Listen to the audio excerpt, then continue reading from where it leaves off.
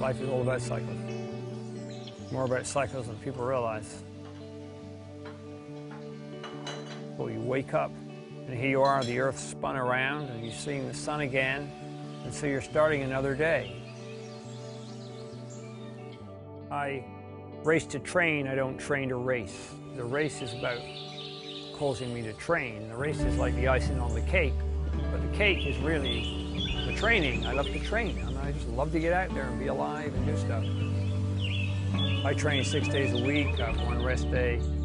My training rotation is 1 week hard, 1 week harder, and 1 week easy. And I don't think Rupert cares whether they're hard or easy week. He just keeps letting the blood get to my legs.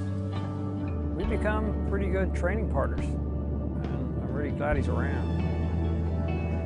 Rupert is my friend, he's my supporter, he's what keeps me going, and he is my stent, is what he is. In 2010, I went to do the Lake Placid Ironman trying to qualify for Hawaii, and I had a really good race. I had the best race I've ever had. I'm heading off on the run, and everything's fine until about mile 10 when my feet catch on fire. They truly feel like they're on fire, like they're burning. 10 days later or so, I'm lying in bed. I look down at my belly, and my belly's moving up and down with my pulse.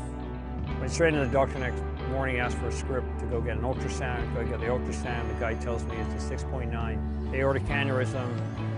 Shit. In a matter of days, I went from Ironman triathlete scientist to, in my mind, aortic cripple, like overnight. Fear is a funny thing, and here I was just coming to terms, really. I mean, with the fact I had this stent, and I needed to find someone to talk to. I searched Google, I searched the literature, I searched for people who did training with stents of this type. I could find nothing. I couldn't find anything. That's when I decided to start writing myself in the hope that somebody would see it. To me, it almost felt like putting a message in a bottle and throwing it in the sea, which is kind of what it was. So I just started sending it out there, and a small number of people would read my blog, and I'd get the odd comment. First it was blogging about AAA and what you should and shouldn't do with AAA, and then it turned into blogging about Ironman.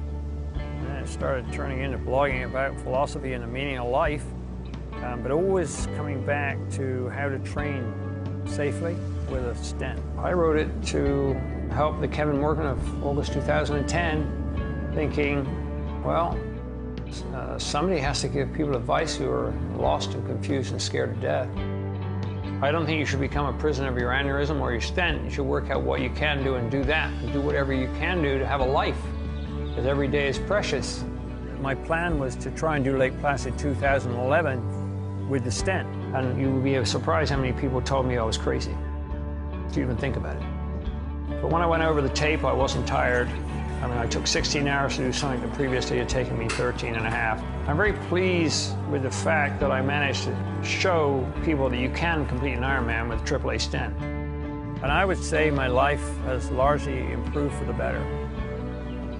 It got me more in touch with my mortality, the importance of family. You don't do it on your own. I mean, you just don't do it on your own. We're kind of these strange carbon-based structures that are dancing in sunlight. As the sun heads towards being a red dwarf, the energy given off by the sun has somehow been trapped and turned back upon itself by life. So the existence of life itself, to some degree, defies belief. So I am really thankful for this trip. Hell, I'm approaching 70. I've got 3 kids. I've got a wonderful family I'm with. I'm healthy. If I were to snuff it right now, I have no regrets. I've had a really good life.